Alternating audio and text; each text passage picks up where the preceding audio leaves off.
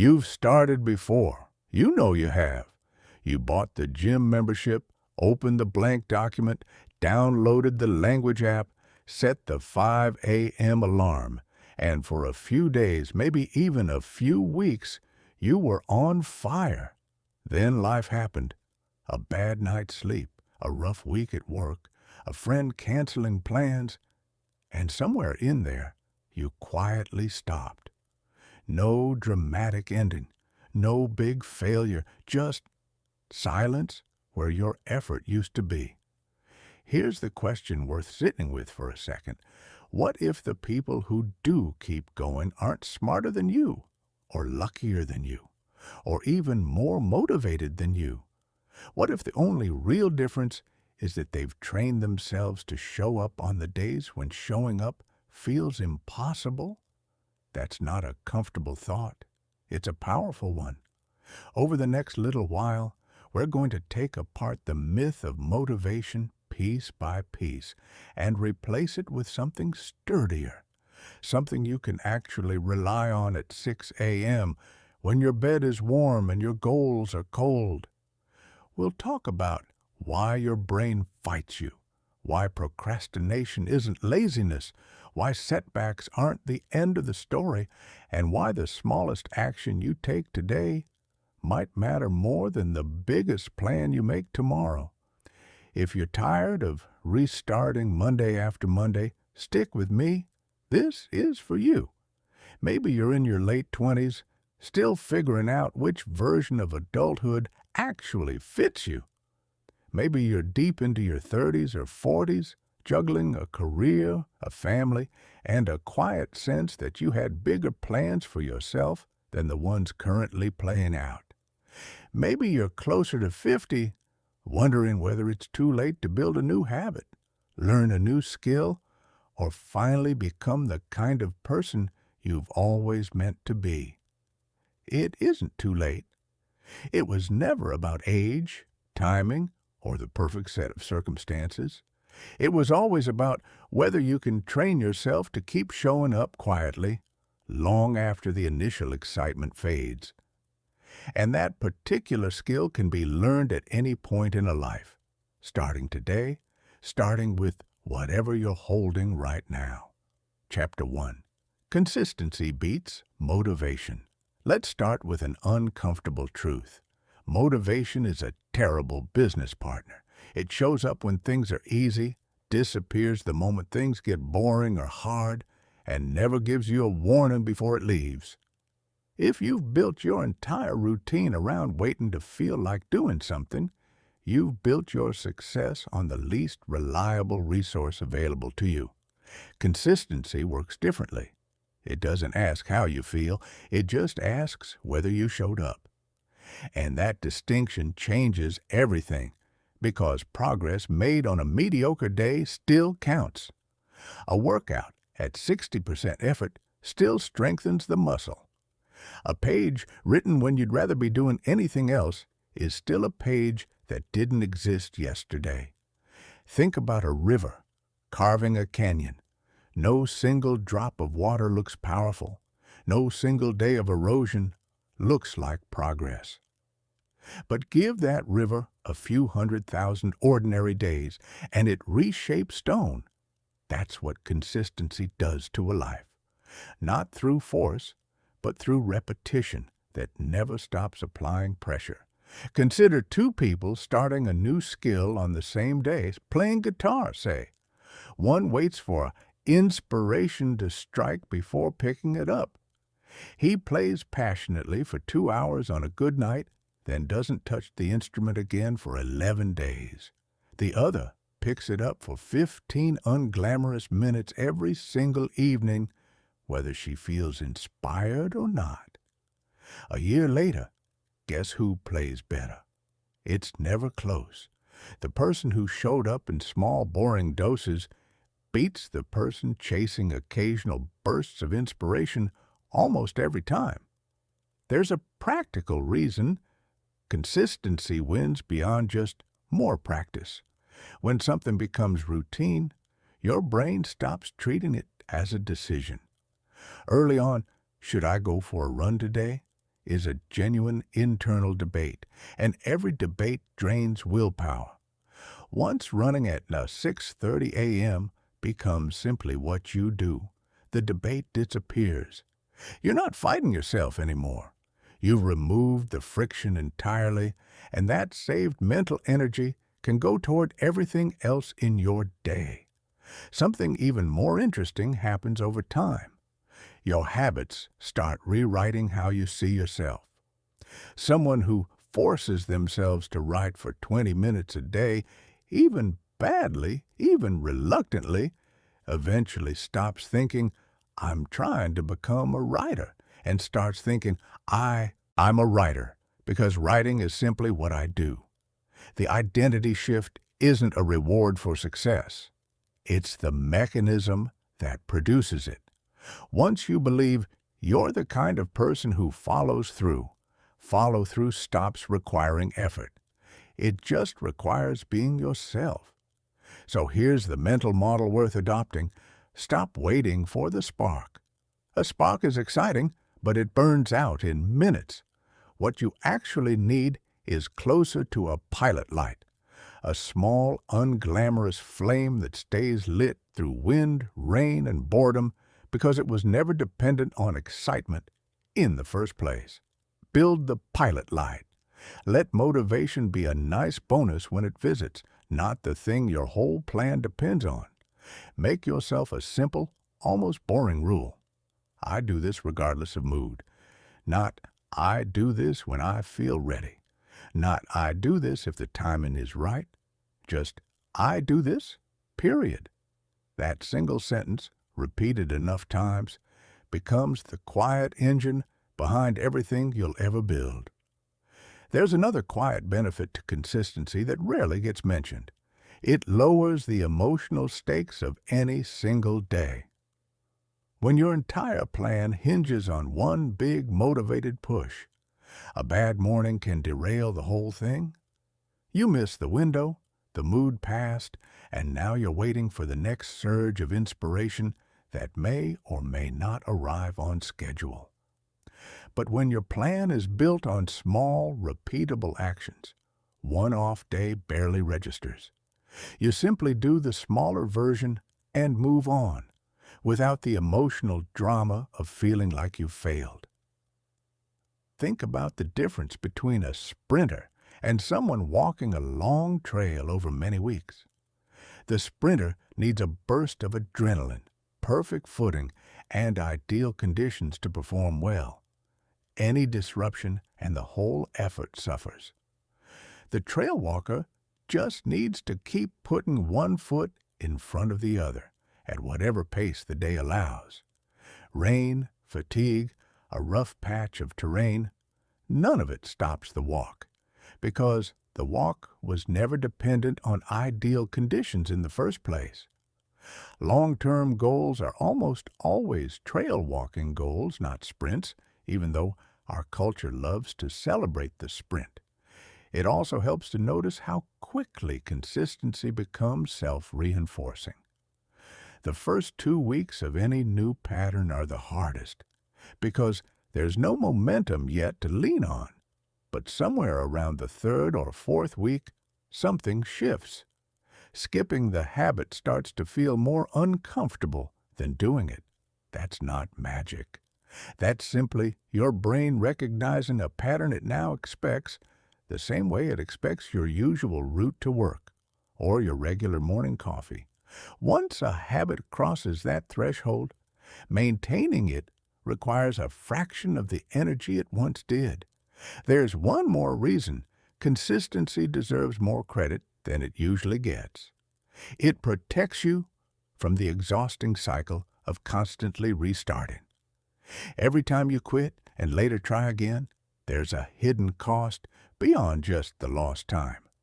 The mental toll of relearning a routine, rebuilding momentum from zero, and quietly wondering whether this attempt will stick any better than the last one.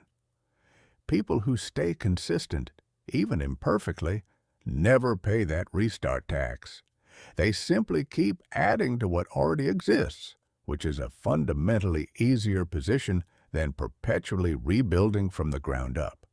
Chapter 2. Breaking the procrastination loop. Procrastination has a reputation problem. People call it laziness, but that's rarely what's actually happening. Laziness is not wanting to expend effort. Procrastination is wanting to avoid a feeling, usually fear, self-doubt, or the discomfort of not knowing if you'll do something well. Your brain isn't being lazy when it steers you toward your phone instead of your unfinished project. It's protecting you from an emotion it doesn't like. Understanding that distinction matters because it changes how you fix the problem. You can't out-discipline an emotional avoidance response by simply trying harder.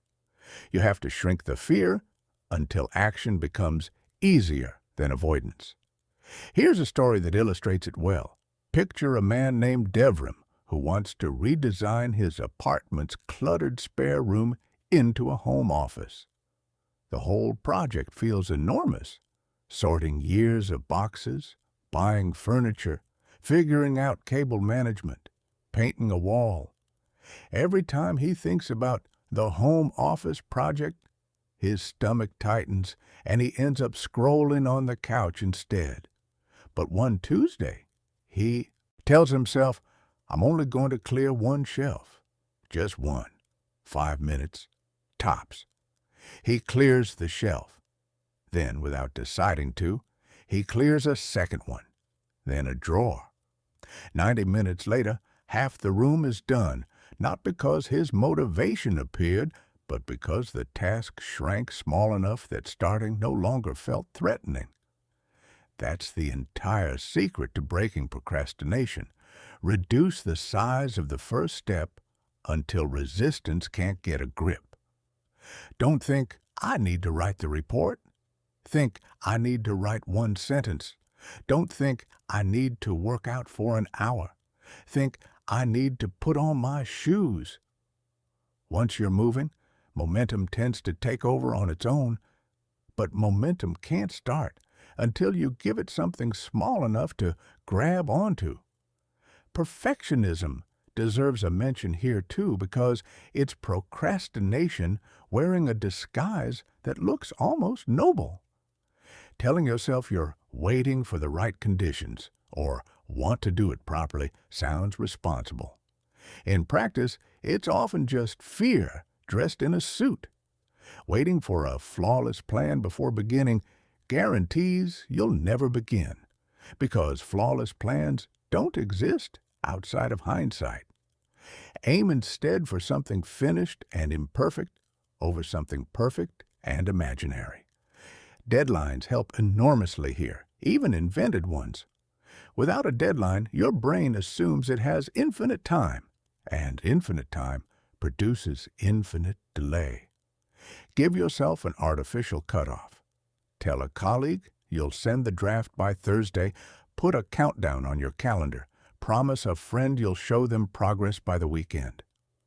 Urgency, even manufactured urgency, is one of the few forces strong enough to override the comfort of later. Your environment matters just as much as your willpower. If your phone buzzes every 90 seconds while you're trying to focus, you are not weak for getting distracted. You're human. Put the phone in another room. Close the 17 browser tabs. Turn off notifications before you start, not after you've already lost focus. Discipline is easier when your surroundings aren't actively working against you. Try the 2-minute filter for small tasks. If something takes less than 2 minutes, do it the second it appears, instead of adding it to a mental list of dread. And if a bigger task keeps getting pushed aside, break off a 2-minute slice of it and start there. Small actions dissolve mental barriers that big intentions can't touch. Tell someone what you're working on. Accountability changes behavior in a way that private intentions rarely do. When another person is expecting an update, I'll get to it eventually quietly becomes much harder to say out loud. And finally, notice your excuses for what they are. I'll do it tomorrow. I'm too tired right now. Next week makes more sense. These phrases feel reasonable in the moment, but ask yourself honestly, what is the actual cost of starting right now, today, imperfectly? Usually the answer is nothing except a little discomfort. Compare that to the cost of another week lost to waiting, and the choice gets a lot clearer. Procrastination is a habit, not a personality trait. And like any habit, it loosens its grip the moment you stop analyzing it and simply take the smallest possible action toward it. It also helps to understand that procrastination usually targets specific kinds of tasks, not everything equally. Notice which categories you tend to delay most. Is it anything involving conflict? Anything with an uncertain outcome? Anything that requires asking for help? Once you spot the pattern, you can address the actual fear underneath it instead of treating every delayed task as a generic willpower problem.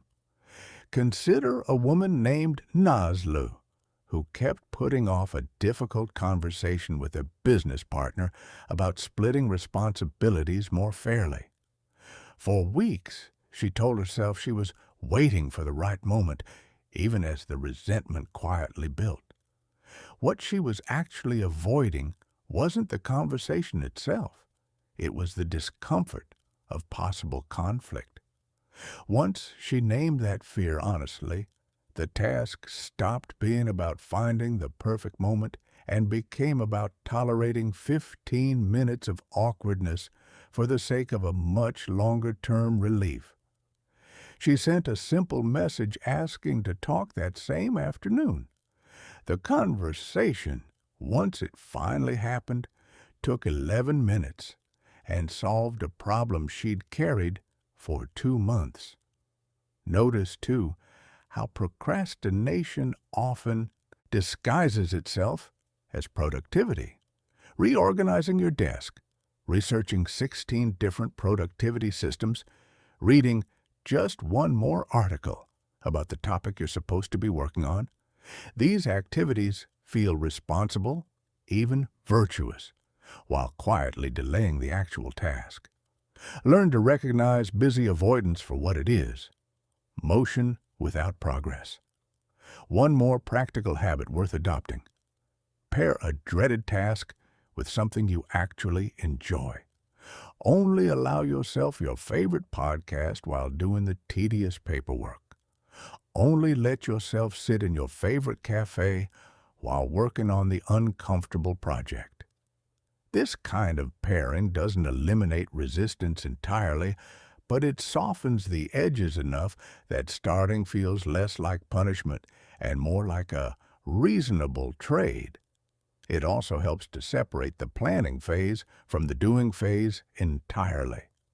Trying to figure out your approach and execute it simultaneously often creates unnecessary friction because your brain keeps interrupting the doing with fresh doubts about the plan. Spend 5 minutes beforehand simply deciding what the first small step will be, then switch fully into execution mode without revisiting that decision. Removing the constant back and forth between planning and acting frees up a surprising amount of mental space. Chapter 3. Training your mind for daily discipline. Discipline has an image problem too. It sounds harsh, joyless, almost punishing. But real discipline isn't about gritting your teeth through suffering. It's closer to training a muscle you didn't know you had. Awkward at first, sore in the beginning, and remarkably strong once it's been worked consistently. The first move toward discipline is a decision, not a feeling. You decide once that regardless of mood or circumstance, you're going to take the action. That decision doesn't need to be remade every single morning through some emotional negotiation with yourself. it was already settled. Champions don't ask themselves daily whether training is worth it. They asked once, answered yes, and never reopened the question. A strong why makes that decision far easier to keep. Picture a woman named Celine who wants to get in shape not for a vague reason like health, but because she wants to hike to a mountain refuge with her father before his knees give out completely. That specific, emotionally loaded reason pulls her out of bed on mornings when general health never could. Sit with your own reason until it stops being generic. What do you actually lose if you don't follow through? What do you actually gain if you do? Make it vivid. Start ridiculously small. This is the part people skip, and it's the part that matters most. Don't try to overhaul your entire life on day one. That's how burnout happens by day 4. Pick one tiny habit so small it feels almost silly. 5 push-ups, 1 paragraph, a 5-minute walk. The size of the habit matters far less than the repetition of showing up. Once the habit is stable, you can grow it. But growing a habit that doesn't exist yet is impossible. Watch your environment closely because it's either fighting for you or against you at all times.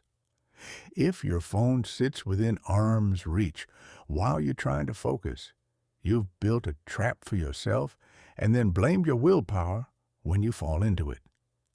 Design your space instead. Keep the things that support your goal visible and the things that sabotage it out of sight. Your self-talk deserves the same scrutiny.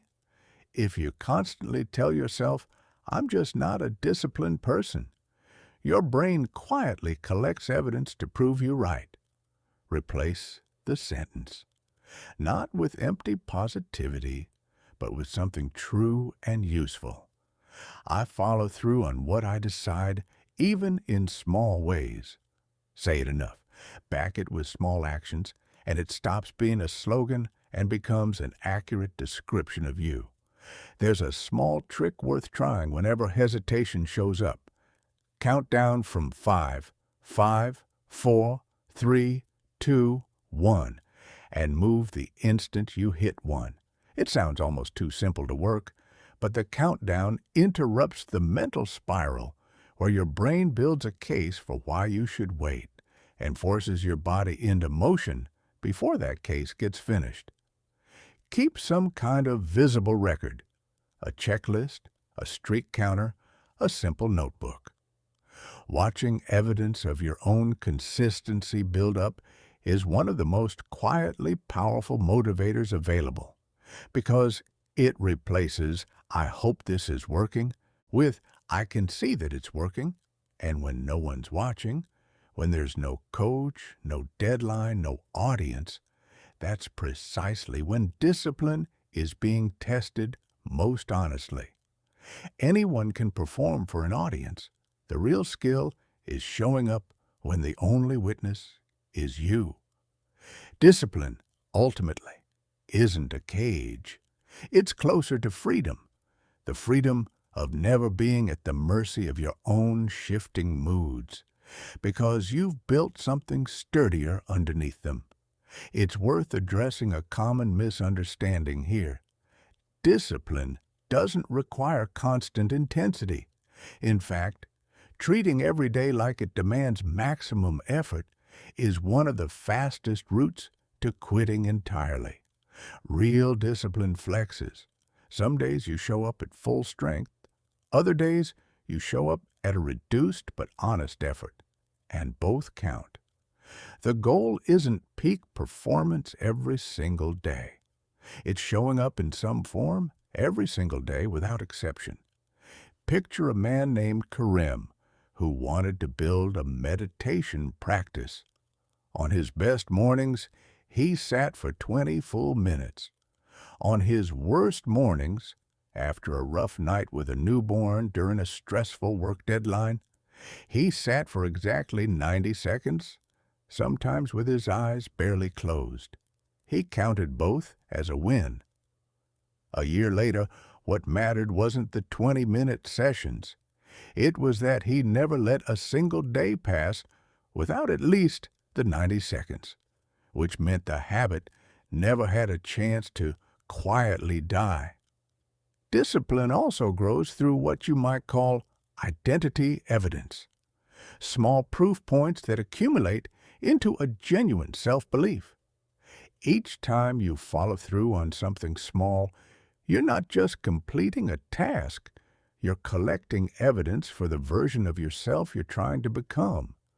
Skip enough of those small commitments, and you collect the opposite evidence instead, reinforcing the belief that you're someone who doesn't follow through. Choose carefully which evidence you're gathering, because your brain keeps count whether you intend it to or not. Finally, give yourself permission to build discipline slowly. Nobody develops unshakable consistency in a week, and expecting that of yourself only sets up an unnecessary disappointment. Discipline, like any skill, improves through repetition and gets stronger the longer you stay with it. Not because you willed it into existence overnight, but because you kept practicing long after the novelty wore off. There's a specific trap worth naming here, the temptation to judge your entire discipline based on your worst week rather than your overall pattern. One rough stretch, a stressful family situation, an illness, a demanding deadline at work, doesn't erase months of consistent effort before it. Yet plenty of people, upon hitting a difficult week, conclude, I guess I'm just not a disciplined person, and abandon the whole project. Judge yourself by the broader pattern, not by the hardest single week inside it, and discipline becomes far easier to sustain across the inevitable rough patches that any long stretch of time eventually includes. Chapter 4. Pushing through resistance. There's an invisible force that shows up right before anything meaningful. Call it resistance. It's the hesitation before opening the laptop, the sudden urge to check your phone, the wave of tiredness that appears exactly when it's time to start. Here's what almost nobody tells you about it. The size of the resistance is usually proportional to how much the goal actually matters. Resistance isn't a signal to stop. It's closer to a signal that you're standing in front of something worth doing. Your brain is wired to protect you from discomfort, which made sense for survival thousands of years ago and makes far less sense when the danger is writing an email or going for a run. It can't always tell the difference between a real threat and an uncomfortable task, so it throws up the same warning signals either way. Hesitation, doubt, a sudden interest in cleaning your kitchen instead. Recognizing this pattern for what it is takes away some of its power. It's not that something is wrong with you. It's that your ancient alarm system is a little outdated. Action is the fastest way to weaken resistance. The longer you sit and deliberate, the stronger it gets. Each minute of hesitation feeds it. But resistance is almost always strongest right before you start and weakens rapidly once you're moving.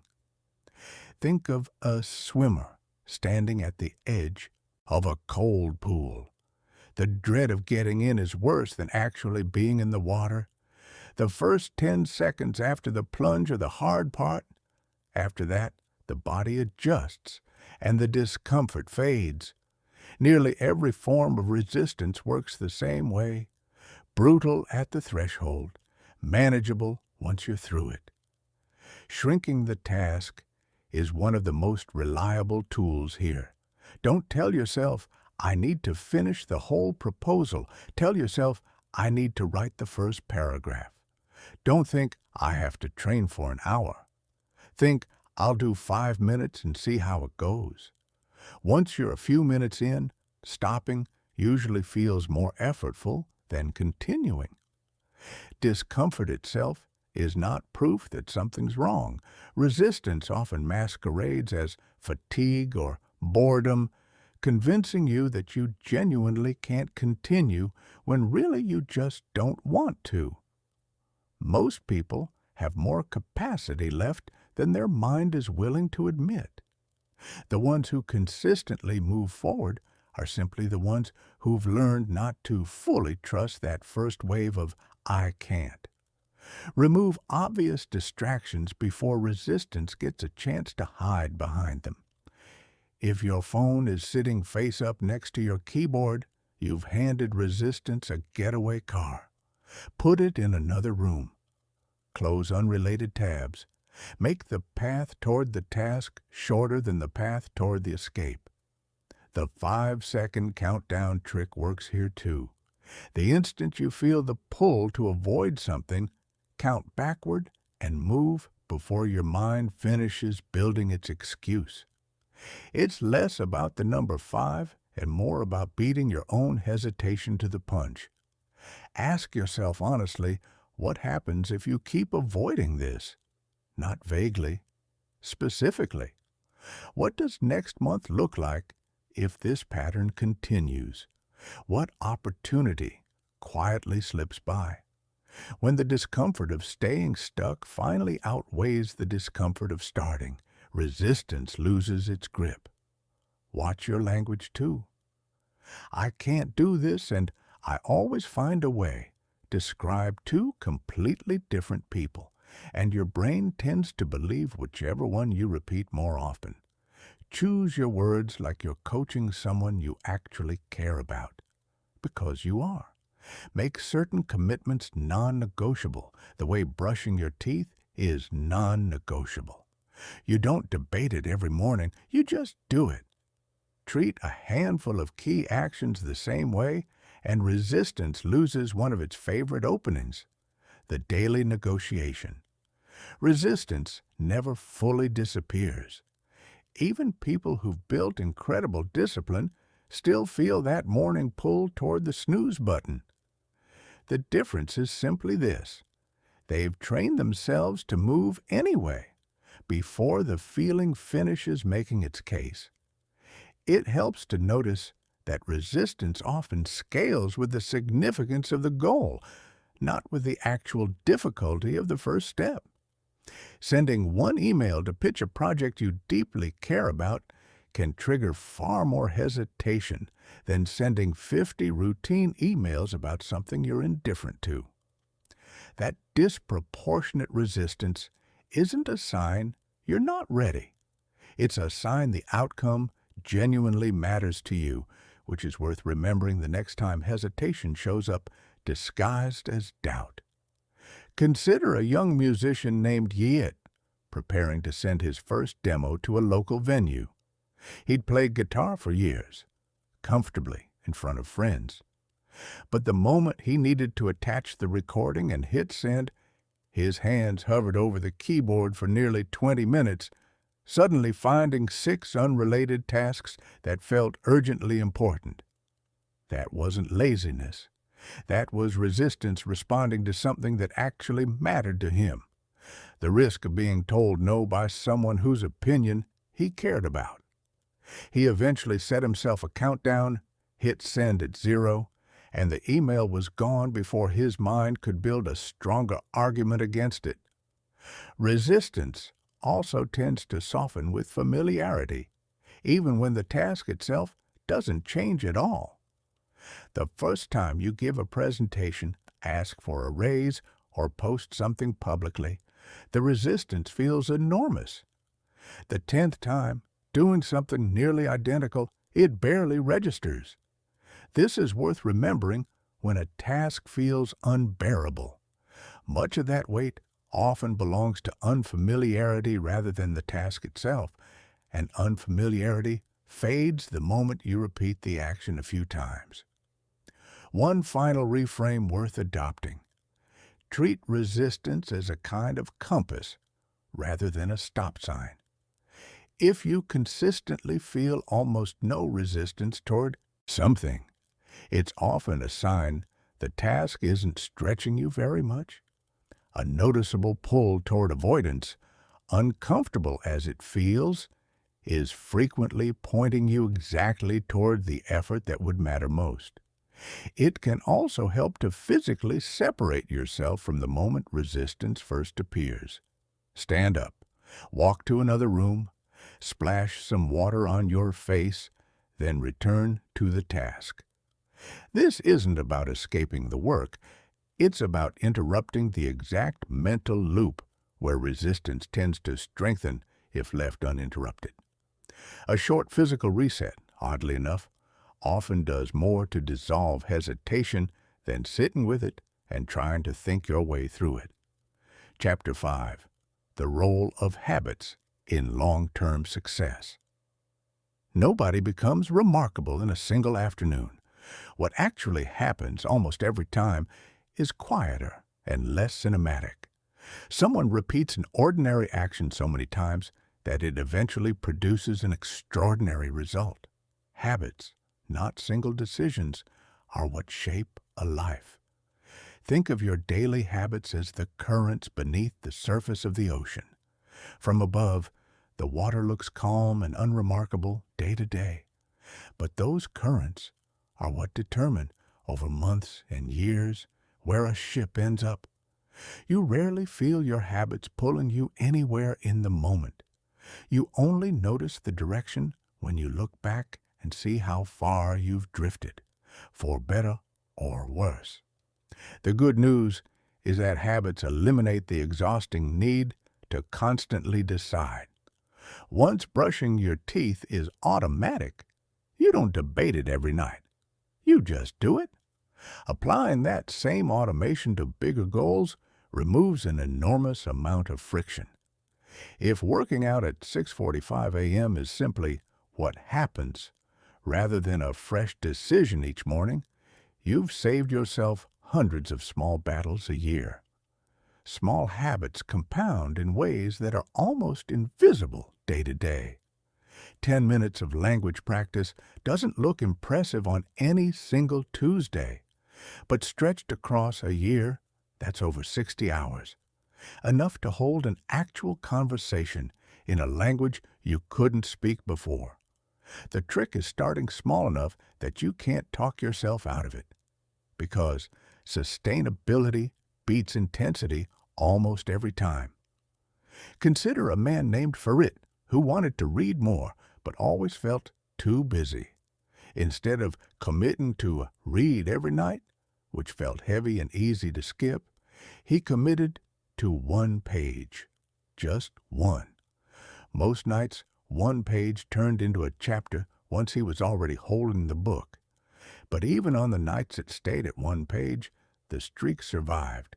And an unbroken streak, it turns out, matters more for long-term consistency than any single impressive session. Your surroundings quietly shape which habits stick and which ones die. If your kitchen counter is stocked with fruit instead of chips, healthier eating becomes the path of least resistance. If your running shoes sit by the door instead of buried in a closet, going for a jog requires one less decision. Design your environment to make the habit you want easier than the habit you're trying to avoid. Interestingly, the most consistent people rarely rely purely on willpower. They build systems, repeatable structures that make the desired behavior close to automatic. A system removes the daily question of, should I? And replaces it with, this is simply what happens on Tuesdays. Willpower is a limited resource that depletes through the day. Systems don't get tired. Habits also quietly reshape identity. Someone who writes daily eventually stops thinking of themselves as someone trying to write and starts genuinely believing, I am a writer. That shift matters because acting from identity requires far less internal negotiation than acting from a goal you haven't internalized yet.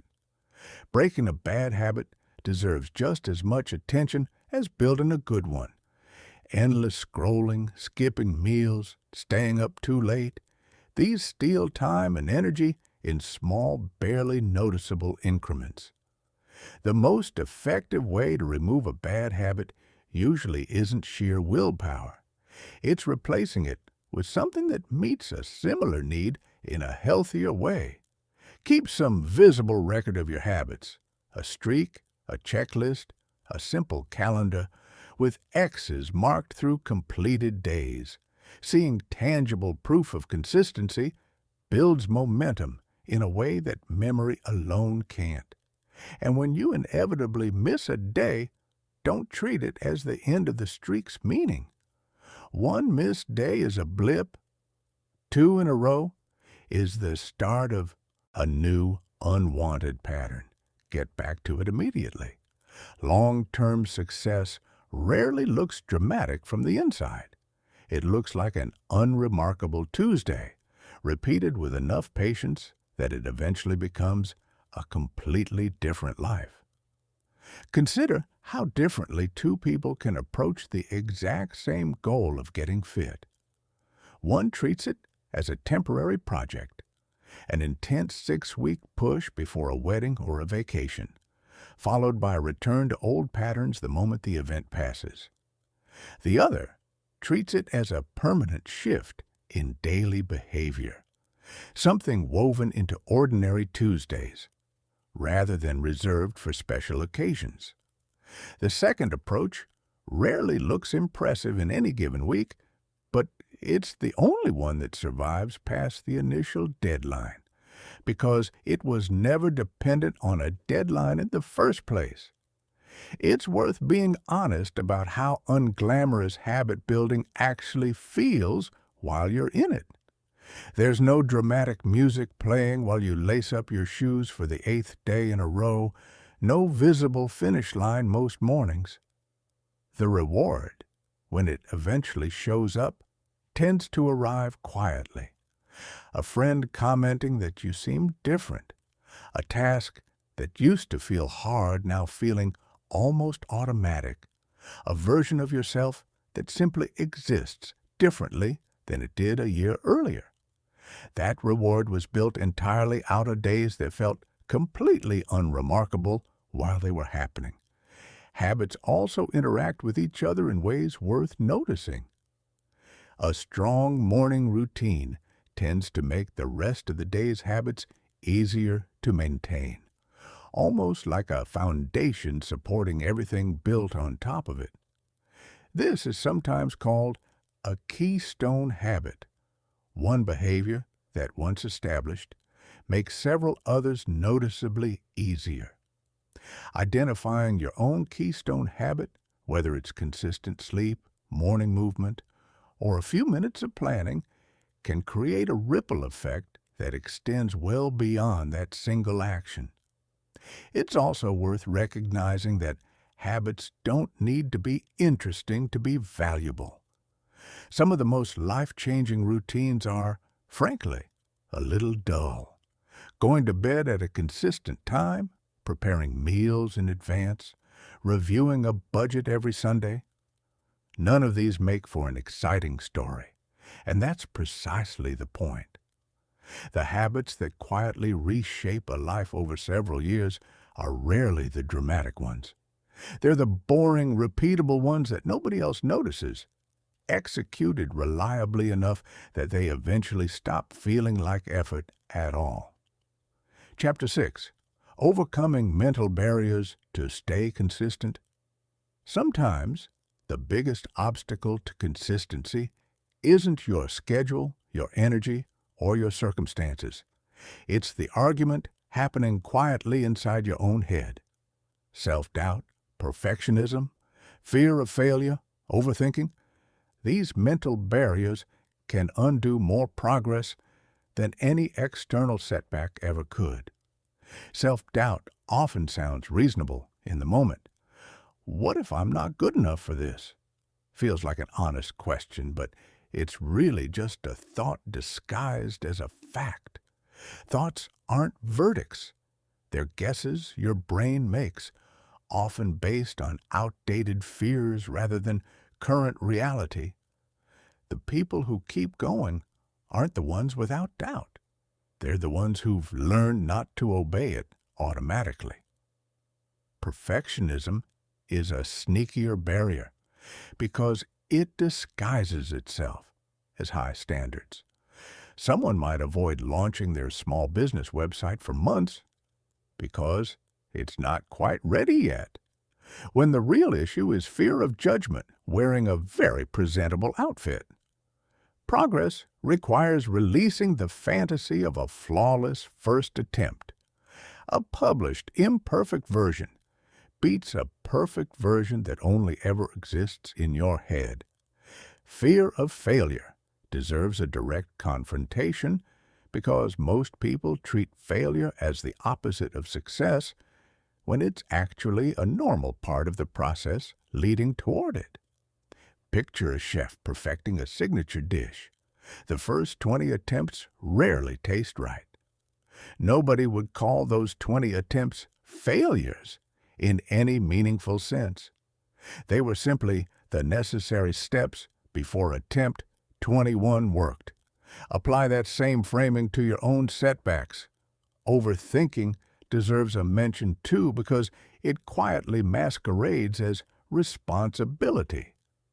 Spending 3 weeks researching the best possible plan before starting anything often isn't diligence. It's a comfortable form of avoidance. Clarity tends to come from doing something and adjusting, not from thinking about it long enough to feel perfectly ready. Excuses are the mind's favorite escape hatch, and they always sound sensible from the inside. I'm too busy right now. I'm not in the right headspace today. I'll properly commit starting Monday. None of these are lies exactly, but none of them are the full truth either. They're comfortable half-truths that let you off the hook without confronting the actual reason for avoidance. Focusing exclusively on outcomes can also quietly sabotage consistency. If you measure success only by "have I achieved the big result yet?", slow progress will constantly feel like failure, and that feeling erodes motivation fast. Shift attention toward the process instead. Did you show up today, regardless of the scoreboard? Outcomes eventually follow a well-maintained process. They rarely show up on demand. Your environment plays a role here, too. Spend your time surrounded by people who treat effort as normal, and effort starts to feel normal to you as well. Spend your time surrounded by people who treat struggle as an excuse, and struggle starts to feel like a legitimate reason to stop. Visualization can help quiet some of these mental barriers before they take hold. Spend a minute picturing yourself following through on a hard day, not perfectly, just consistently. The brain responds surprisingly well to rehearsed scenarios, treating them almost like practiced experience. Tell someone what you're working toward. Accountability doesn't eliminate mental barriers, but it makes them noticeably harder to obey privately, because now someone else is expecting an update. And remember that boredom itself is a mental barrier worth naming honestly. Early excitement fades for almost everyone. The people who stay consistent aren't immune to boredom. They've simply decided that boredom isn't a valid enough reason to stop. Doubt, fear, and overthinking will likely never disappear entirely, but they don't need to disappear for you to keep moving. You just need to stop treating every uncomfortable thought as an instruction. Consider a graduate student named Pelin, who spent nearly a year mentally rehearsing the launch of an online course before ever recording a single lesson. Every time she sat down to start, a fresh wave of doubt appeared. What if nobody enrolls? What if the material isn't good enough? What if she's simply not qualified to teach it? None of those thoughts were unreasonable exactly, but none of them were facts either. They were predictions, dressed up convincingly enough to feel like certainties. She eventually recorded a rough, imperfect first lesson anyway, doubts fully intact, and posted it before she could talk herself out of it. The doubts didn't disappear. She just stopped waiting for them to leave before acting. It's worth naming a specific mental trap that often masquerades as caution, catastrophizing the worst-case outcome while ignoring the far more likely middle ground outcome. Most feared disasters, public embarrassment, total failure, irreversible damage, happen far less often than the anxious mind predicts. The realistic outcome of most attempts is somewhere in the unremarkable middle. Mild awkwardness, partial success, useful feedback. Training yourself to notice this gap between imagined disaster and likely reality takes real practice, but it weakens the grip of anxious overthinking considerably. Another underrated tool here is simply externalizing the thought. Writing down, "I'm afraid this won't be good enough on paper," in plain sight, often reveals how vague and unfalsifiable the fear actually is compared to how enormous it felt while it stayed only in your head.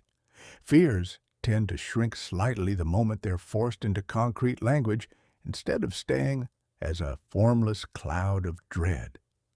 It also helps to notice that mental barriers rarely arrive alone. Self-doubt tends to travel with perfectionism, and perfectionism tends to travel with overthinking, each one reinforcing the others until the combination feels like an immovable wall.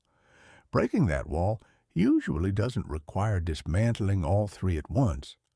Interrupting just one, often by taking a single small imperfect action, tends to weaken the entire cluster, since the action itself directly contradicts the doubt, the perfectionism, and the overthinking all at the same time. Chapter 7. How to Build Unbreakable Self-Discipline. Self-discipline sometimes gets mistaken for a personality trait, something you either have or don't. In reality, it behaves far more like a skill, built the same way any skill gets built, through deliberate, repeated practice, starting small and getting stronger over time. It starts with clarity about your reason. Discipline without a strong why behind it eventually feels like an arbitrary burden, easy to abandon the first time things get inconvenient. Ask yourself plainly, why does this actually matter to you? What does your life look like in a year if you stay consistent? And what does it look like if you don't? A vague goal produces vague effort. A specific, emotionally real reason produces something much harder to quit. Treat discipline as part of your identity rather than a task on a list. There's a real difference between telling yourself, "I need to be more disciplined," and simply believing, "I am someone who follows through." The second version requires far less daily convincing because you're not fighting your self-image. You're acting in line with it. Action builds discipline faster than thinking about discipline ever will. Plenty of people spend more energy planning their transformation than actually starting it. The fastest route to becoming disciplined is doing one disciplined thing today, however small, and repeating that tomorrow. Start small enough that failure feels almost impossible. Trying to overhaul 5 habits simultaneously usually collapses within 2 weeks. Choosing one tiny, nearly effortless habit and repeating it daily builds the underlying skill of following through, which then transfers to bigger commitments later. Remove obvious temptations before they can test your resolve. If unlimited scrolling constantly derails your focus, delete the app or use a blocker rather than relying purely on willpower to resist it every single time. Discipline is far easier to maintain when your environment isn't quietly working against you. Treat every commitment to yourself with the same seriousness you give a promise to someone else. Every time you follow through, you build a form of internal trust. Every time you break a personal commitment without a real reason, that trust erodes a little. Guard it the way you'd guard your reputation with people you respect. Feelings don't get final say over your actions. You do. There will be tired mornings, unmotivated afternoons, and days that feel genuinely difficult. Discipline means showing up anyway, not because the feeling disappeared, but because you decided in advance that the feeling wouldn't be in charge. The 2-minute rule works wonders here. Commit to just 2 minutes of the task, telling yourself you can stop after that if you truly want to. Momentum usually kicks in before the 2 minutes are even up. Excuses show up predictably, almost on schedule. I'm too tired. I'll catch up tomorrow. One day won't matter. Recognize the pattern instead of engaging with each excuse individually. They're not new arguments. They're the same handful of old ones wearing slightly different outfits. Accountability strengthens discipline considerably. Tracking your own progress helps, but having someone else check in adds a layer of commitment that private effort alone often lacks. Simplify decisions wherever you can. Every choice you make throughout the day draws from the same limited pool of mental energy, and that pool runs low by evening. Automate the small stuff, meals, routines, schedules, so your discipline gets spent where it actually matters. Let failure be part of the process, rather than a verdict on your worth. You'll slip occasionally. Everyone does. Discipline isn't about a flawless record. It's about how quickly you return to the pattern after a lapse. Surround yourself, where possible, with people who take their own goals seriously. Discipline is somewhat contagious in both directions. Spend time around people who push themselves, and pushing yourself starts to feel normal too. Discipline built this way isn't a punishment you inflict on yourself. It's closer to a form of self-respect, proof, repeated daily, that you can trust your own word. There's a useful distinction worth making between discipline that's borrowed and discipline that's owned. Borrowed discipline depends entirely on external pressure. A coach watching, a deadline looming, a boss checking in. It works, but only while the pressure is present, and it collapses the moment that pressure disappears. Owned discipline comes from an internal standard that holds regardless of who's watching. Building owned discipline takes longer, but it's the only version sturdy enough to survive an unsupervised Tuesday afternoon with nothing forcing your hand. Consider a small business owner named Tolga, who initially only stayed disciplined about his finances because his accountant checked in monthly. The moment that check-in stopped, so did his tracking. He eventually rebuilt the habit differently, not around someone else's expectations, but around a simple internal rule. Every Sunday evening, 15 minutes, no exceptions, regardless of who's checking.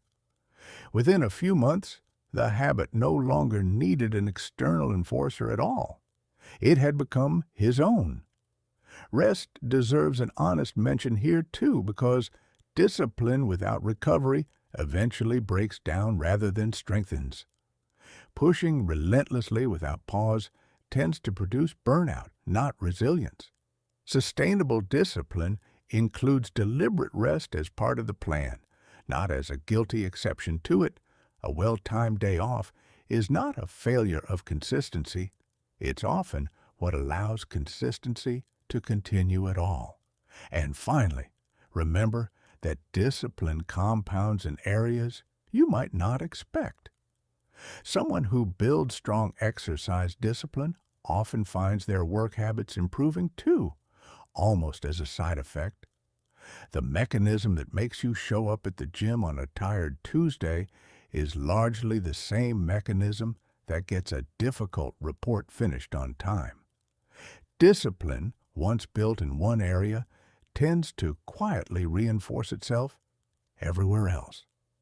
This is sometimes the most encouraging part of the whole process. You don't need to build discipline everywhere at once. Pick the one area that matters most to you right now, build genuine consistency there, and watch how the underlying skill, the simple ability to follow through regardless of mood, starts showing up uninvited in parts of your life you weren't even actively working on. Chapter 8. Dealing with setbacks and staying on track setbacks aren't a sign that something has gone wrong with your plan. They're simply part of having a plan in the first place. Nobody moves through months or years of effort without a rough patch. An illness that derails a routine, a stressful month that swallows your usual habits, a mistake that costs you progress you thought you'd already banked. The real test isn't whether setbacks happen, it's what you do in the hours and days right after. The first useful move is acceptance, not resistance. Fighting the reality of a setback, replaying it, arguing with it, wishing it hadn't happened, burns energy that could be spent getting back on track. Acknowledge what happened plainly, without the extra emotional weight, and turn your attention to the very next step. A setback doesn't erase what came before it.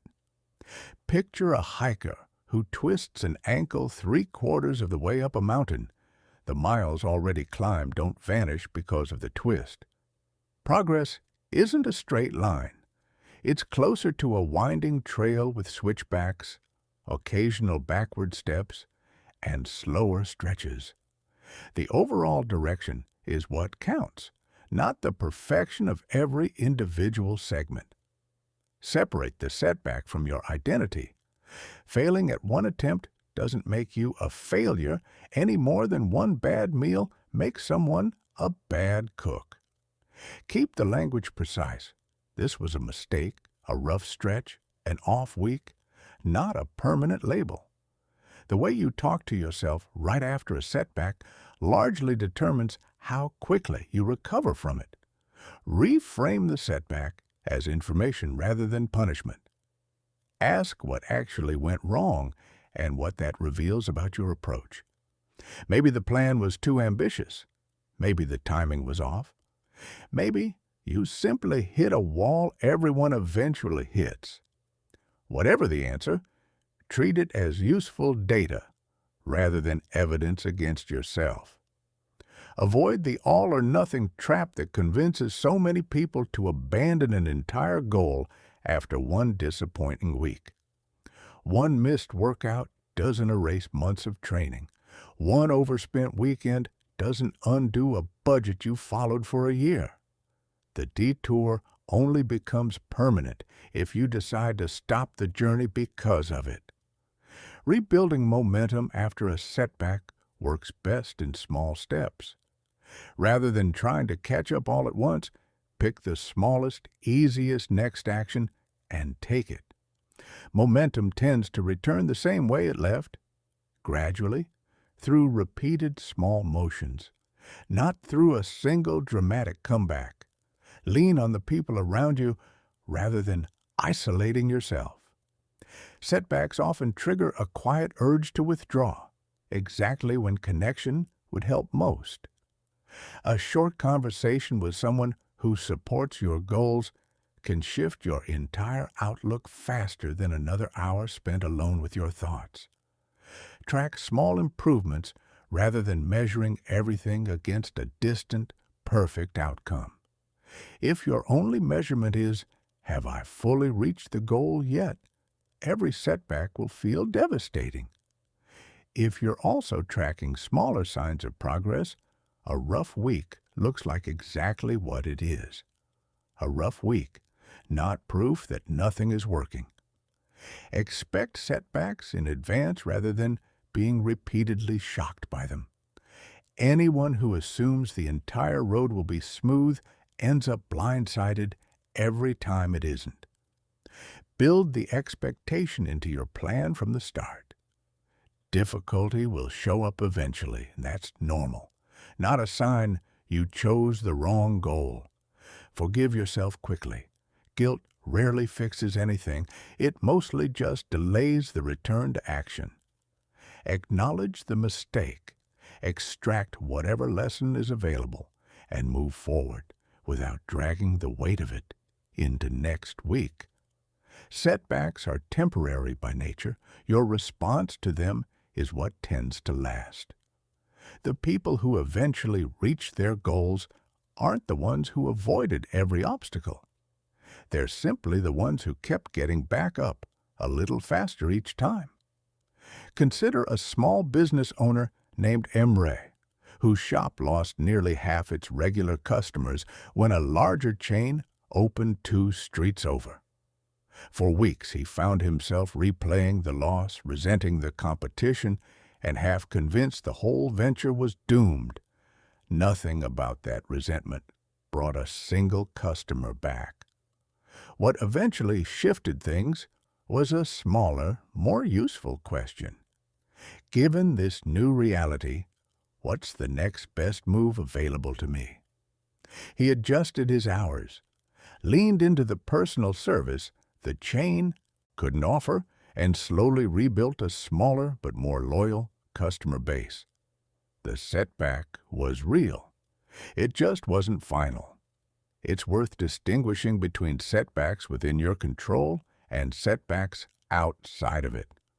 A missed deadline because you procrastinated is different from a missed deadline because a client changed the entire scope of a project at the last minute. Both deserve a response, but only one deserves genuine self-reflection about what to change next time. Spending equal energy blaming yourself for both kinds of setback wastes effort that could go toward the parts you can actually influence. There's also real value in keeping a brief record of past setbacks you've already recovered from. On a rough day, it's easy to forget that you've faced difficulty before and come out the other side. A short list: the time you rebuilt after a layoff, the time you recovered after an injury derailed your training, serves as concrete proof that this current setback, however heavy it feels, is very likely survivable too because previous ones already were. Give yourself a short, honest window to feel the disappointment of a setback before shifting into problem-solving mode. Skipping straight past the emotional reality of a loss in an effort to appear endlessly resilient often just delays the feeling rather than removing it. A day or two of genuine acknowledgement, followed by a deliberate shift toward the next useful action, tends to produce a more durable recovery than forcing an instant, unfelt positivity onto a situation that legitimately hurt. Chapter 9. The Importance of Tracking Your Progress. Setting a goal is easy. Knowing whether you're actually moving toward it is the harder part, and most people skip that second step entirely. Without some form of tracking, progress becomes a guessing game. You assume things are working or assume they aren't, based on how you happen to feel that day rather than what's actually true. Tracking replaces feeling with evidence. On a discouraging Wednesday, it's easy to believe nothing is improving. A simple record, a streak counter, a journal entry, a spreadsheet with check marks, can quietly correct that assumption by showing you exactly how far you've actually come, independent of your mood in that moment. Consider a woman named Aylin trying to build a savings habit. For months, it felt pointless. The numbers seemed to barely move. But when she finally opened her tracking sheet and looked at the full year rather than the discouraging last week, she found she'd saved more than triple what she assumed. The progress had been happening the entire time. She just hadn't been looking at it correctly. Tracking also creates a form of accountability that's hard to argue with. When you write down whether you completed a task, there's no room for the comfortable self-deception of, "I basically did it." Either the box gets checked or it doesn't, and that clarity makes it noticeably harder to quietly let things slide. There's a psychological pull toward maintaining a visible streak once it exists. Watching a chain of completed days grow creates a mild, useful pressure not to be the one who breaks it. That pressure, small as it seems, has kept plenty of people consistent on days their motivation alone wouldn't have. Patterns become visible through tracking that would otherwise stay hidden. Maybe you notice you're consistently more productive in the mornings than the evenings. Maybe a certain habit always slips on weekends specifically. These patterns are nearly impossible to spot from memory alone, but they become obvious once you're recording things consistently over weeks. Tracking also protects you from a subtle illusion, mistaking activity for actual progress. Plenty of people feel busy without moving meaningfully toward their goal. A clear record separates genuine forward motion from motion that merely looks productive. It shifts your attention from a distant outcome to the daily process that actually produces it. Big goals can feel abstract and far away. A tracker turns that abstraction into something concrete and immediate. Did today count? Yes or no? That daily focus tends to matter more than any long-term projection. Use whatever format actually fits your life. A paper journal, a habit-tracking app, a simple calendar, with X's marked through completed days. The tool matters far less than the consistency of using it. A basic system used every day beats an elaborate system abandoned after a week. Tracking also builds patience in a quiet and unexpected way.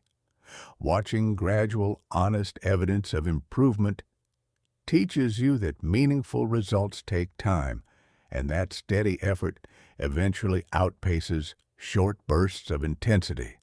There's a real difference between hoping something is working and knowing it is. Tracking is what moves you from the first category into the second. And that shift alone tends to strengthen commitment more than any pep talk could. Consider how differently tracking changes the experience of a slow goal, like paying down debt or building a new professional skill. Without a visible record, the middle stretch of any long goal tends to feel endless and vaguely discouraging. You can't quite tell if you're actually closer than you were 3 months ago. With a simple tracked number updated weekly, that same middle stretch becomes something you can measure objectively, which turns a foggy, discouraging slog into a series of small, verifiable milestones. It's worth being deliberate about what you choose to track, because measuring the wrong thing can be almost as unhelpful as measuring nothing. Tracking only the distant outcome, total weight lost, total revenue earned, often produces long stretches where the number barely moves, which can feel demoralizing even when real progress is happening underneath the surface. Tracking the daily behavior instead, did I train today? Did I make the sales call today? keeps your attention on the part you actually control, with the outcome metric checked less frequently as a longer-term confirmation. One overlooked benefit of tracking is that it makes celebrating progress feel legitimate rather than indulgent. Without a record, acknowledging your own effort can feel like bragging, even privately. With a clear log in front of you, recognizing I've shown up 22 days this month becomes simply an accurate statement, and that small factual acknowledgement does more for sustained motivation than most people expect. Keep your tracking method simple enough that it never becomes its own source of procrastination. Some people spend more time designing an elaborate spreadsheet than actually doing the habit it's meant to track. A pattern worth watching for honestly. A single line in a notebook, a simple check mark on a wall calendar, or a basic note on your phone is usually enough. The goal is information, not aesthetics, and the simplest system you'll actually maintain will always outperform the impressive one you eventually abandon. Chapter 10. Developing a no-excuses mentality. Excuses are remarkably good at sounding reasonable. That's precisely what makes them dangerous. I'm genuinely too busy this week. I'm just not in the right headspace. I'll properly commit starting next month. None of these statements are outright lies. They're comfortable half-truths that let you avoid discomfort while still feeling like a reasonable person. The core shift here is taking full ownership of your results without handing that ownership over to circumstances, timing, or other people. It's easy to point at a demanding job, limited resources, or bad luck as the reason something didn't happen. The moment you instead ask, given my actual circumstances, what's the next best action I can take? Everything starts to move differently. Consider two neighbors with nearly identical schedules, both wanting to start a small side project. One waits for a quieter month that never quite arrives. The other decides that busy is simply the permanent condition of adult life and starts anyway, fitting in 20 minutes here and there around an unchanged schedule. A year later, one has a finished project. The other is still waiting for the ideal week that was never coming. I don't have time is one of the most common excuses and one of the least accurate. Everyone gets the same 24 hours. The honest version of that sentence is usually, "This isn't currently a priority for me," which is a completely valid thing to say, but a very different statement from, "It's impossible." Perfectionism shows up here too, wearing its familiar disguise of high standards. Waiting to start until conditions are ideal is really just a polished form of avoidance. Imperfect action beats a flawless plan that only ever exists in theory. Notice the specific excuses you tend to reach for. If you consistently blame time, energy, or other people, that repetition itself is useful information. It points directly at the actual barrier worth addressing, rather than the surface-level explanation you've gotten comfortable repeating. Reframe excuses as questions instead of conclusions. Instead of, "I don't have time," ask, "How could I make even 15 minutes of time?" Instead of, "I'm not good at this," ask, "What would improving this actually require?" The shift from statement to question opens up options that a flat excuse quietly forecloses. Your surroundings shape how easily excuses take hold. Spend time around people who treat obstacles as solvable problems, and solving problems starts to feel normal. Spend time around people who treat obstacles as valid reasons to stop, and stopping starts to feel justified. Discomfort deserves a fair hearing here too, because avoiding it is often the real motive hiding behind an excuse. Growth reliably happens on the far side of some discomfort, not in the absence of it. Treating difficulty as a signal to push through rather than a signal to retreat changes the entire relationship you have with challenges. A no-excuses mentality isn't about pretending your circumstances are easy when they're genuinely hard. It's about refusing to let a hard circumstance become a permanent stopping point.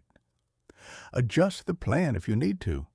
Slow the pace if you must, but keep moving, because the goals in front of you don't pause just because you did. Consider a single parent named Denise who genuinely had less free time than almost anyone in her social circle, working full days and managing 2 young children mostly alone. For a long time, "I don't have time" was an entirely honest sentence for her. And yet she still found a version of her goal that fit inside her real constraints. Recording 10-minute audio lessons for a language course during her commute instead of the hour-long study sessions she originally imagined. The goal didn't disappear because her circumstances were harder than someone else's. It simply adapted to fit inside the time that genuinely existed. This distinction matters. A no-excuses mentality is not the same thing as pretending every obstacle is equally solvable, or shaming yourself for having real constraints. It's the difference between "I can't do this because my circumstances are hard" and "given how hard my circumstances actually are, what's the smallest version of this goal that still fits?" The second question respects reality while still refusing to let reality become a permanent excuse to do nothing at all. It also helps to notice how excuses tend to multiply once you allow the first one. Skipping a single planned action because today's genuinely too much is sometimes simply true. But if that same excuse reappears 3 days running, it's worth questioning whether the circumstance is really the same each time, or whether the excuse itself has quietly become the more comfortable habit. Watch, too, for the specific excuse that hides inside a compliment to yourself. "I already work so hard, I deserve to skip this one." That sentence can be entirely true and still function as a quiet permission slip toward inconsistency. Rest is legitimate and necessary. The distinction worth making, honestly, is whether you're choosing genuine rest or simply dressing up avoidance in the language of self-care. Chapter 11. The Science of Repetition and Mastery. Mastery has almost nothing to do with a single moment of brilliance and almost everything to do with repetition nobody was watching. Every expert in every field was once thoroughly average at the thing they're now known for. The gap between where they started and where they ended up was built entirely through repeated practice, most of it unremarkable at the time. Your brain is built for this. Every time you repeat an action, the neural pathway associated with it gets a little stronger, a little more efficient. Early attempts at anything feel clumsy because you're forging a new path through unfamiliar territory. Repeat it enough, and that path becomes smooth enough to walk without conscious effort. This is why a skilled driver can hold a conversation while merging onto a highway, something that would have required their full, terrified concentration during their first lesson. Consider a potter shaping the same basic bowl for the 1,000th time. The first attempts wobble and collapse. By the 100th attempt, the hands know things the mind never had to consciously learn: how much pressure, how much water, when to stop. That knowledge didn't arrive through insight. It arrived through repetition, quietly accumulating until it became instinct. There's a rough, widely cited idea that meaningful mastery in a skill takes somewhere around 10,000 hours of focused practice.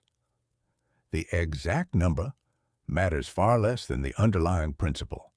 Expertise is a byproduct of sustained repetition, not a shortcut anyone has ever actually found. Confidence follows the same pattern. It isn't a trait some people are born with and others aren't. It's built through accumulated evidence that you can, in fact, do the thing. Every repetition adds a small deposit to that evidence. Enough repetitions, and doubt has very little material left to work with. Repetition also builds a kind of physical memory that bypasses conscious thought entirely. Musicians don't consciously calculate each finger movement during a performance. The body has learned to handle it, freeing the mind for expression instead of mechanics. That freedom is earned exclusively through hours most people never see. One underrated truth about mastery is that it requires tolerating boredom. Excitement fades quickly for almost everyone. What separates people who reach genuine skill from people who plateau early is a willingness to keep practicing fundamentals long after the novelty is worn off. The advanced techniques nearly always rest on unglamorous basics, repeated far beyond the point most people find interesting. Mistakes shrink with repetition, not because you suddenly become smarter, but because your reference points multiply. The 10th attempt has 9 previous attempts worth of feedback to draw from. The 100th has 99. Errors that seemed inevitable early on simply stop occurring quietly, somewhere in the accumulation of practice. Patience is a prerequisite here that's easy to underestimate. Repetition rarely produces visible results on any single day. The improvement shows up over stretches of weeks and months, almost invisible in the moment and only obvious in retrospect. People who quit early usually aren't lacking talent. They're lacking the patience to stay in the unglamorous middle long enough for the results to surface. Commitment is what separates genuine mastery from a passing interest. Plenty of people try something once, find it difficult, and move on. Fewer people are willing to repeat something long after the initial curiosity has faded, purely because they've decided the outcome matters enough to earn. If there's one honest secret behind mastery, it's this: there isn't one. Just the willingness to repeat the necessary actions, long past the point of boredom, until they stop requiring effort altogether. It's worth distinguishing between mindless repetition and deliberate practice, because they don't produce the same results. Typing the same sentence 1,000 times doesn't necessarily make you a better writer. It mostly makes you faster at typing that one sentence. Deliberate practice involves repeating the action while paying close attention to specific feedback, adjusting slightly each time, and deliberately targeting the parts that still feel weak rather than only repeating what already feels comfortable. Repetition builds mastery fastest when it's paired with this kind of attentive correction, not when it's simply going through the motions. Consider a language learner named Burku, who spent months repeating vocabulary drills without much improvement in actual conversation. The repetition wasn't the problem. The type of repetition was. Once she shifted from passive flashcard review to deliberately practicing full sentences with a conversation partner, correcting mistakes in real time, her progress accelerated noticeably within a matter of weeks. The hours invested were similar. The quality of what filled those hours was not. There's also a psychological cost worth acknowledging. Honestly, the middle stretch of mastery is often the least rewarding part, well past the excitement of being a beginner and well before the satisfaction of genuine skill. Many people quit specifically during this stretch, mistaking the temporary plateau for a sign that they've reached their ceiling. In reality, plateaus are a completely normal part of skill development, often followed by a noticeable jump in ability once enough underlying repetition has accumulated beneath the surface. Think of a plateau less like a wall and more like a long, flat stretch of road before a hill you can't yet see. The elevation is coming. It just isn't visible from where you're currently standing, and the only way to reach the point where it becomes visible is to keep walking the flat, unremarkable part first. Most people who quit during a plateau were, statistically, closer to their breakthrough than they realized. They simply couldn't see it yet and stopped walking a little too soon. Chapter 12. Staying consistent, even when you don't feel like it. Eventually, every plan runs into the same obstacle, a day when you simply don't feel like doing the thing. Not a dramatic crisis, just ordinary low motivations, tired, uninspired, mildly irritated at the whole idea of following through. This is where most plans quietly die, and it's exactly the moment worth preparing for in advance. The distinction that matters here is commitment versus motivation. Motivation is a feeling, and feelings are unreliable by nature. They show up and vanish based on sleep, weather, stress, and a dozen factors outside your control. Commitment is a decision you made earlier on a clearer day, and it doesn't require reapproval from your current mood to remain valid. Remove the daily negotiation wherever you can. If you leave room each morning to ask, "Should I really do this today?" you'll eventually talk yourself out of it on a bad enough day. Build routines specific enough that the question never really gets asked. "I write for 20 minutes after breakfast" leaves far less room for debate than "I write when I feel like it." The "just start" rule helps enormously on low motivation days. Commit to just 5 minutes with genuine permission to stop after that if you truly want to. Starting is almost always the hardest part. Once you're a few minutes in, continuing tends to feel easier than stopping does. Expect resistance rather than being surprised by it every single time. Your brain will regularly suggest that today would be a perfectly reasonable day to skip. Recognizing that suggestion as a normal, predictable pattern rather than a legitimate signal makes it noticeably easier to override. Build an identity around following through rather than around feeling motivated. Someone who believes, "I'm the kind of person who does what I said I'd do," doesn't need to feel inspired to act in line with that belief. The identity does the heavy lifting that motivation was never reliable enough to do. Prepare in advance for the inevitable low-energy day. Have a smaller version of your habit ready to deploy. A 5-minute walk instead of a full workout. One paragraph instead of a full chapter. A reduced effort that keeps the streak alive matters more than an all-or-nothing standard that ends up producing nothing at all. Forgive a missed day quickly, but treat 2 missed days in a row as a real warning sign. One skip is a blip. A second consecutive skip is the early shape of a new, unwanted pattern forming. Interrupt it before it settles in. Reframe the language you use around your commitments.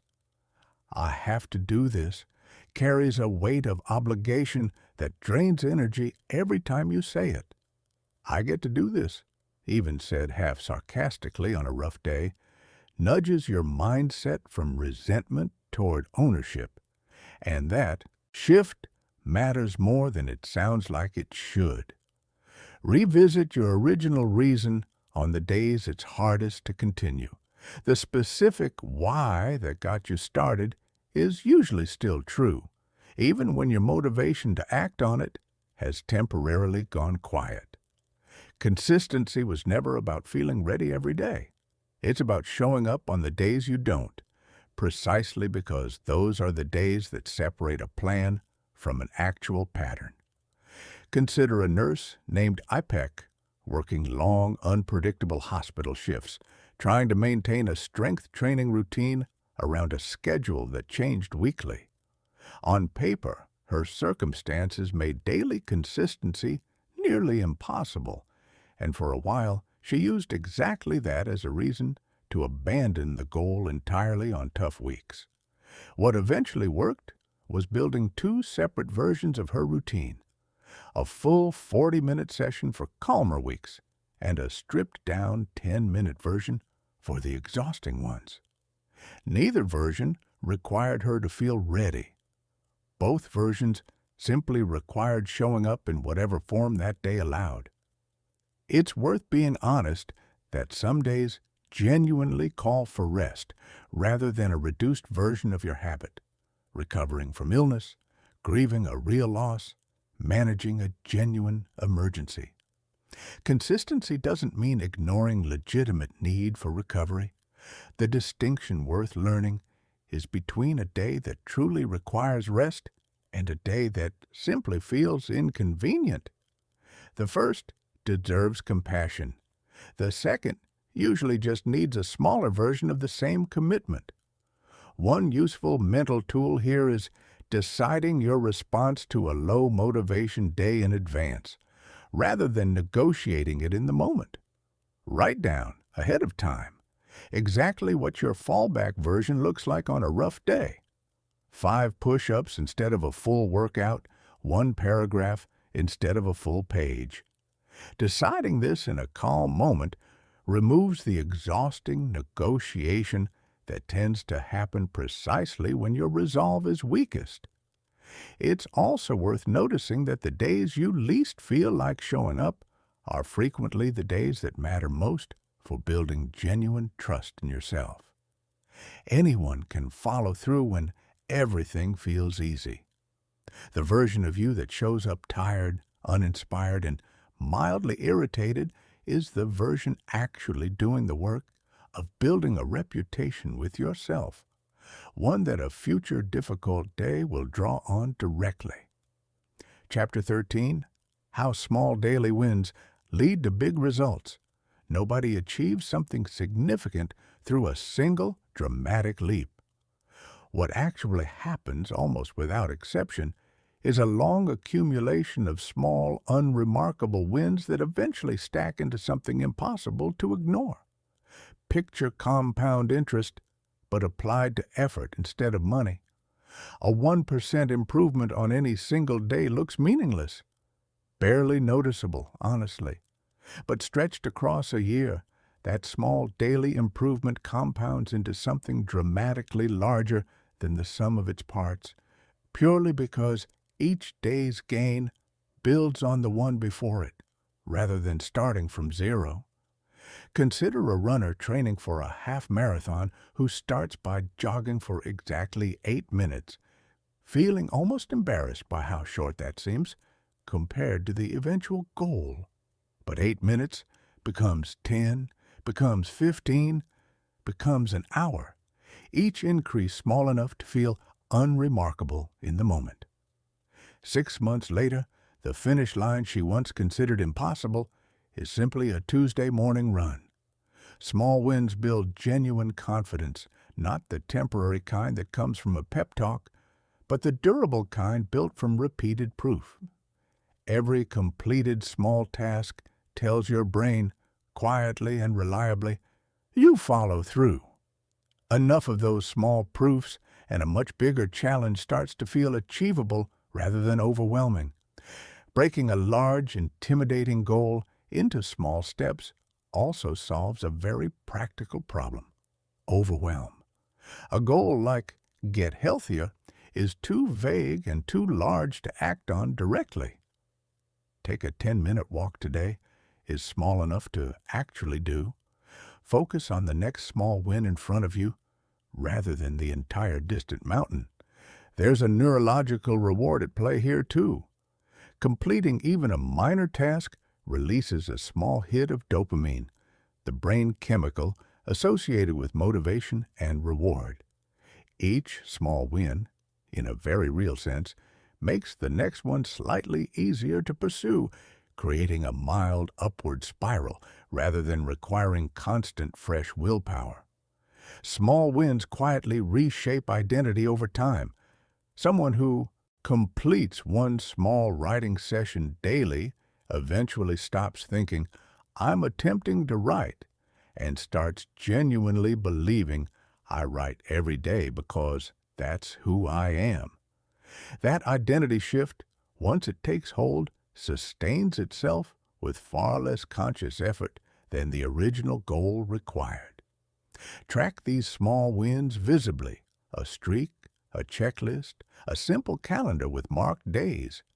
Seeing tangible proof of accumulation keeps the process feeling real rather than abstract, especially on days when the big goal still feels distant.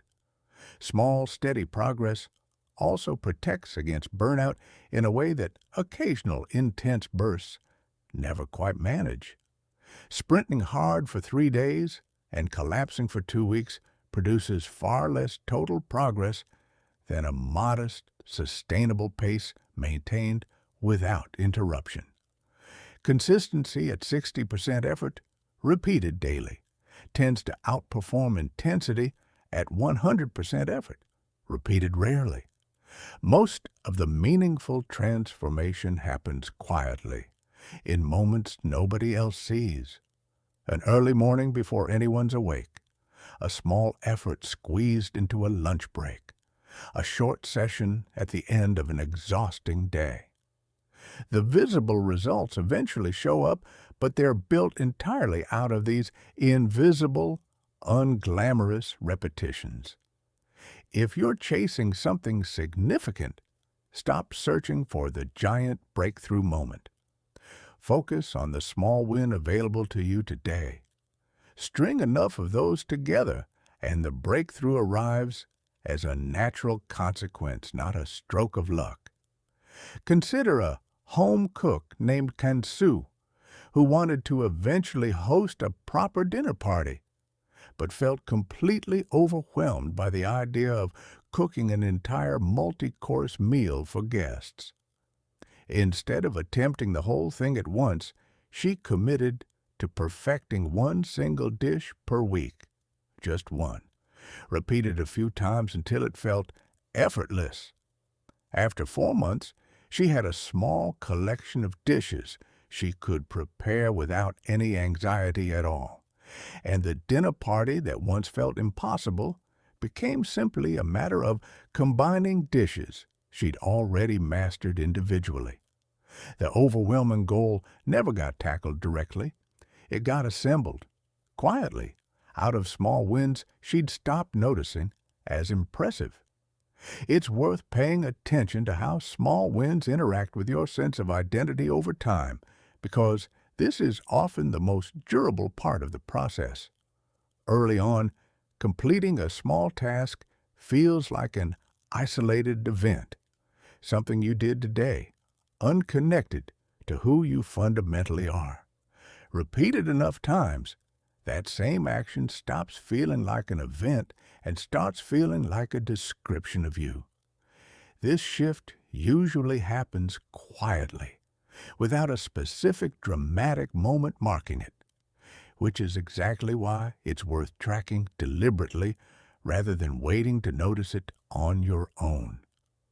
Small wins also make it easier to recover after an inevitable rough stretch. because they lower the emotional cost of restarting. Recovering from a big all-or-nothing failure feels enormous. Recovering from a missed small win feels almost trivial by comparison. You simply do the next small thing tomorrow, and the pattern continues largely undisturbed. It's worth resisting the urge to make small wins bigger than they need to be, simply because a single small step feels unsatisfying in isolation. The dissatisfaction is normal and doesn't mean the step was wrong. A single brick doesn't look like much next to the blueprint for an entire house, and judging it against that blueprint will only make it feel disappointing. Judge the small win only against the question of whether it moved you slightly forward from where you stood yesterday, and let the larger structure reveal itself gradually, brick by unremarkable brick, over a timeline longer than any single afternoon. Chapter 14. Surrounding yourself with the right environment. You don't rise to the level of your ambitions. You settle to the level of your surroundings. It's an uncomfortable truth, but a useful one. Even the most determined person struggles inside an environment that constantly works against their goals, while an ordinary level of effort can look remarkable inside the right environment. The people you spend the most time with shape your habits more than most people are willing to admit. Research on behavior consistently shows that our routines and even our general outlook drift toward whoever we spend regular time with. Surround yourself with people who treat effort and consistency as normal, and that normalcy tends to rub off. Surround yourself with people who treat excuses as reasonable, and those excuses start to feel reasonable to you too. Picture someone who joins a small weekend running group after months of failed solo attempts to build a running habit. Alone, skipping a Saturday run felt easy to justify. Surrounded by 3 other people who show up rain or shine, skipping suddenly feels different, not because of guilt exactly, but because the environment itself has shifted what feels normal. Make the desired behavior physically easier than the competing one. If the goal is reading more, keep a book on the nightstand instead of the phone charger. If the goal is eating better, keep the fruit bowl visible on the counter and put the snacks somewhere less convenient. Small physical adjustments remove friction from the habit you want and add a small amount of friction to the one you're trying to reduce. Your digital environment counts here just as much as your physical one. The content you consume daily, social feeds, videos, the tone of what fills your attention, shapes your mindset, whether you notice it happening or not. Curate it the way you'd curate a room you spend hours in every day, because, in a sense, you do. Consider finding mentors even at a distance. You don't need a personal relationship with someone to learn from how they think. Books, interviews, and recorded talks from people who've built the kind of discipline you're after can function almost like a long-distance mentorship, shaping your standards even without direct contact. A cluttered physical space tends to produce a cluttered mental state. Organizing your workspace, even something as simple as clearing your desk before you start, removes a small but real source of friction between you and focused effort. Notice how certain environments affect your energy specifically. Some places and interactions leave you feeling capable and clear-headed. Others leave you drained without an obvious reason. Pay attention to that pattern and adjust your time accordingly, treating your energy as a resource worth protecting rather than something infinite. It's worth being honest about relationships that consistently discourage rather than support your goals. Not every relationship needs to end, but boundaries matter. Limiting time around consistent negativity protects the same discipline you're working hard to build elsewhere. Communities help enormously here, whether formal or informal. A small group with a shared goal, a study group, a fitness class, an online community focused on the same skill, provides both accountability and a sense that consistent effort is simply the norm, not something remarkable. Changing your environment is often faster and more effective than trying to outwill power, a bad one. If you feel stuck despite genuine effort, look first at your surroundings before assuming the problem is a lack of discipline. Sometimes the fastest path forward is changing where you spend your time, not trying harder within the same unhelpful setting. Consider a freelance designer named Mert who struggled for over a year to focus while working from his cluttered apartment, constantly interrupted by household chores and his peripheral vision, and a roommate who treated every hour as social time. His discipline hadn't actually weakened. His environment had simply become incompatible with the kind of focus his work required. Once he started spending his working hours at a quiet shared workspace across town, the same tasks that once felt like a constant battle became noticeably easier, not because he'd suddenly developed more willpower, but because the environment had stopped working against him. It's worth being specific about which parts of your environment matter most for your particular goal, because the relevant factors vary considerably from person to person. For some, visual clutter is the main saboteur. For others, it's noise, or the presence of a particular person, or simply the psychological association a space carries from past unproductive time spent there. Spend a week paying close attention to when focus comes easily and when it doesn't, and you'll likely notice a pattern specific to your own triggers rather than a generic list borrowed from someone else's situation. Finally, remember that your environment includes your daily inputs, not just your physical surroundings. The tone of conversations you have, the content you consume before starting work, even the order in which you tackle your morning. A chaotic first hour of the day tends to produce a chaotic rest of the day. A calm, intentional first hour tends to set a tone that carries forward, quietly influencing everything that follows it. None of this requires a dramatic relocation or an entirely new social circle overnight. Small environmental shifts, rearranging one room, muting a handful of accounts that leave you feeling worse rather than better, scheduling one regular check-in with someone who supports your goals. Accumulate the same way habits do. You don't need to redesign your entire life in a weekend.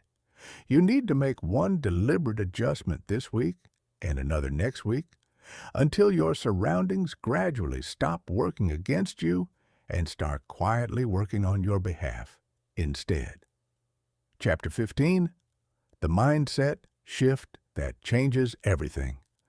Everything discussed so far, consistency, discipline, habits, resistance, ultimately runs through one filter: how you think about what's happening to you.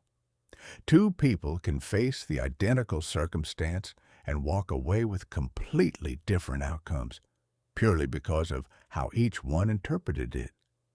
A fixed mindset assumes ability is basically set in stone. You're either naturally good at something or you're not. End of discussion. A growth mindset assumes ability develops through effort. You're not naturally good at something yet, and that yet changes everything about how setbacks get interpreted. People who see effort as the mechanism for improvement rather than talent as a fixed ceiling tend to persist through difficulty that stops others cold. Consider the shift from "I have to "I get to." Framing a task as an obligation drains energy from the moment you start thinking about it. Framing the exact same task as an opportunity, one that plenty of people would genuinely want but don't have access to, changes your relationship to it almost instantly, even though nothing about the task itself has changed. Failure deserves reframing here too. It isn't the opposite of success. It's frequently a required step along the way to it. Every accomplished person you can think of has a long list of attempts that didn't work before the ones that did. Treating failure as data rather than verdict keeps you moving instead of stalling out in shame. Stop waiting for motivation to arrive before acting. This gets it backwards for most people. Motivation more often follows action than precedes it. The small step you take reluctantly tends to generate enough momentum to make the next step easier, rather than requiring inspiration before you're willing to begin at all. Take full responsibility for your outcomes without spending energy assigning blame elsewhere. This isn't about ignoring genuine external difficulty. Circumstances matter, and some are harder than others. It's about recognizing that within whatever circumstance you're in, you still control your next action, and that's where your actual power lives. Challenge automatic negative thoughts instead of accepting them as fact. A thought like, "I always mess this up," feels true in the moment, but it's rarely an accurate statement. It's a pattern of self-talk that's gone unquestioned for too long. Ask whether it's actually true or just familiar.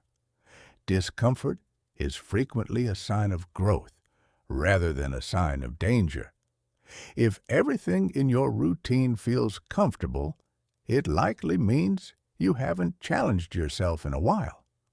The most valuable opportunities tend to sit just on the far side of some discomfort, not in its complete absence.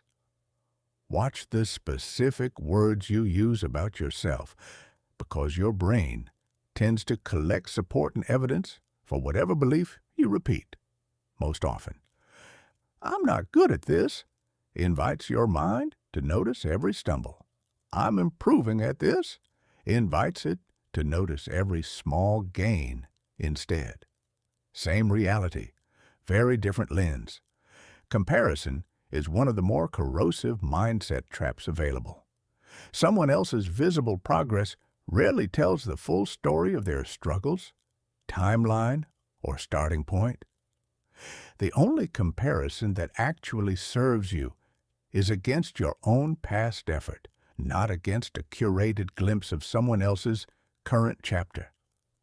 Your mindset ultimately functions as the lens everything else passes through. The same setback, the same obstacle, the same slow week can look like proof you should quit, or proof you're exactly where growth is supposed to feel uncomfortable. Choose the lens deliberately, because it shapes almost everything downstream from it. Consider two colleagues who both receive identical, fairly harsh feedback on a project they'd worked hard on. One walks away thinking, "I'm clearly not cut out for this kind of work," and quietly stops volunteering for similar projects going forward. The other walks away thinking, "This is exactly the information I needed to improve the next version," and uses the same feedback as a specific checklist for what to adjust. Nothing about the feedback itself was different. The entire divergence in outcome came from the interpretation each person chose almost automatically in the first few minutes after hearing it. It's worth practicing this reframe deliberately rather than waiting for it to happen naturally. Because under stress, the mind defaults to the more familiar, often more negative interpretation unless you consciously interrupt it. A simple habit worth building. Whenever something difficult happens, pause and ask explicitly, what would the more useful interpretation of this be? Before allowing the first automatic reaction to settle in as the final verdict. Mindset also shapes how you interpret your own effort in real time. Someone with a growth-oriented lens views a difficult, slow-going task as evidence that real learning is happening. Someone with a more fixed lens views that same difficulty as evidence they've hit their natural limit. The task, the difficulty, and the effort involved are often identical.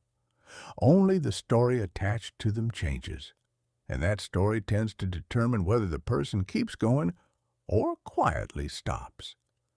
Chapter 16. The Secret to Lifelong Consistency. Everything covered so far points toward one final simple truth.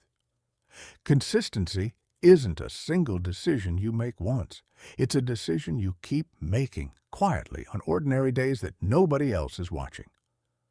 Motivation was never designed to last. It shows up in bursts and fades just as quickly, tied to sleep, mood, and circumstance, far more than to the strength of your goals. The people who sustain effort across years, not weeks, have stopped relying on it entirely. They've replaced it with habits sturdy enough to function on the days motivation doesn't show up at all. Your current life is, in large part, a reflection of habits repeated over time. Not a single dramatic choice, but the accumulated pattern of thousands of ordinary ones. If the results you're seeing don't match what you want, the most useful place to look isn't your goals. It's your daily pattern, which is far more changeable than most people assume. There's no perfect moment waiting somewhere down the road to begin. The right time, frustratingly, is almost always now, with whatever resources and energy you currently have. Waiting for better circumstances before starting is one of the most common ways ambitious plans quietly die before they ever really begin. Track your consistency, because seeing tangible evidence of it keeps you honest in a way memory rarely manages on its own.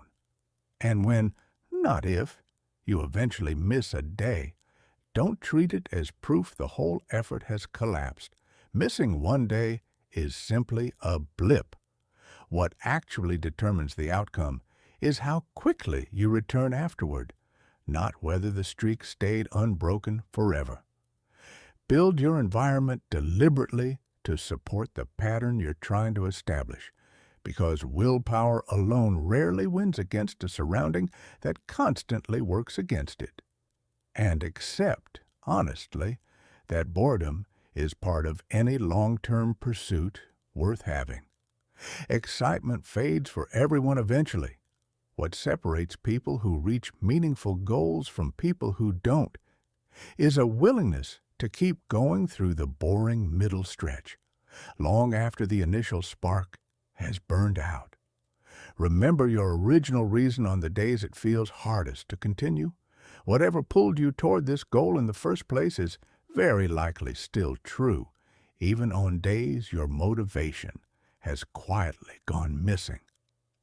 Let that reason do the work your mood can't be relied on to do. None of this requires perfection.